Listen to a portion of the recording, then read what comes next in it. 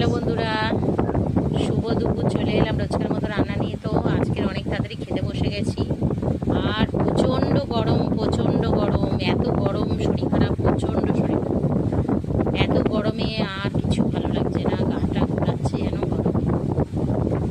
তো চলো এই গরমের মধ্যে রান্না করে নিলাম। আর আমার শরীরটা খুবই খারাপ লাগছে বন্ধুরা, প্রচণ্ড হারে গরম পড়েছে। এই গরমে আর থাকতে পারছি না।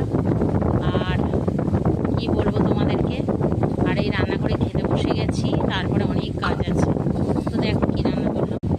এই দেখো, ভাত করেছি, ডিমের ঝোল করেছি, আর ওদিকে মাছের মাথা দিয়ে তরকারি করেছি।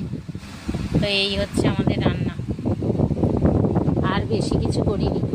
তো এই গরমে আর ইচ্ছা করছে না রান্না করতে, তবু করলাম। কেন, ওরা খাবে, আমি খাবো একটু, যার জন্য রান্নাটা করা। না হলে আমার শরীর খারাপ, প্রচণ্ড